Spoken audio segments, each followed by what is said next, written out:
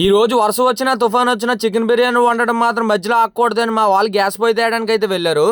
Hi మా అందరికి part 1 లో మనం చూసాం కదా, వర్షం పడి కుకింగ్ అయితే ఆగిపోయింది. ఈ రోజు ఎలాగైనా సరే చికెన్ బిర్యానీ వండాలని వాళ్ళ అమ్మకి తెలియకంటే వాళ్ళ ఇంటికి వెళ్లి గ్యాస్ పొయ్యి అయితే తెచ్చేసారు. వాళ్ళ అమ్మ అలాగా వాడికి చెక్కేస్తుందిలే అనుకోండి, ఇదే వాడు తెచ్చిన గ్యాస్ తెచ్చేసిన తర్వాత మనం వాళ్ళు ఆకుంటా ఒక ఊపుతో పనులు అయితే మొదలు పెట్టారు. పక్క నుంచి యూట్యూబ్ లో చూసుకుంటే చికెన్ లో కావాల్సిన సామాన్లన్నీ చికెన్ లోకి అయితే వేసాడు. ఇంటికి బయట నుంచి చూస్తా ఉంటే పావురాల జంట వచ్చింది. పావురానికి కూడా జంట దొరికింది. మరి నాకొప్పటి దొరుకుతుందో కాసేపు బాధపడి చేసేదేం లేక చికెన్ బిర్యానీ వండటంలో మళ్ళీ మునిగిపోయాం. చికెన్ లోకి పెరిగేయడం మర్చిపోయాం. మళ్ళీ ఇప్పుడు వేసాం. పెరుగు వేసిన చికెన్ అరగంట పక్కన పెట్టాం. మీకు చెప్పడం మర్చిపోయాను, చికెన్ బిర్యానీతో పాటు చికెన్ కర్రీని కూడా వండుతున్నాం. ఇంకా గ్యాస్ వెలిగించేసుకొని పక్కనెట్టిన చికెన్ బేసిన్ లోకి అయితే సరిదేశాం. ఎవరు ఏమనుకోకండి బేసిన్ లో చికెన్ బిర్యానీ వండుతున్నామని. ఆ టైంకి అదే దొరికింది కాబట్టి దాన్ని వాడేసాం. బేసిన్ లో చికెన్ మీదకి బిర్యానీ కూడా వేసాం. ఖాళీగా చికెన్ కర్రీ వండుతున్నాం కాబట్టి చికెన్ లో కావాల్సిన కూరగాయలన్నీ తొరిగేస్తున్నాను. పచ్చిమిరపకాయలు కోసేటప్పుడు చెయ్యి అయితే తెగిపోయింది. మనకి ఇది మామూలు అని మళ్ళీ కోయడం మొదలు పెట్టాను. బిర్యానీలో కొత్తిమీర అంటే నెయ్యి కూడా వేసుకున్నాం. మేము అందరూ పని చేస్తుంది, వీడు మాత్రం ఫోన్ లో మ్యాచ్ చూసుకుంటున్నాడు.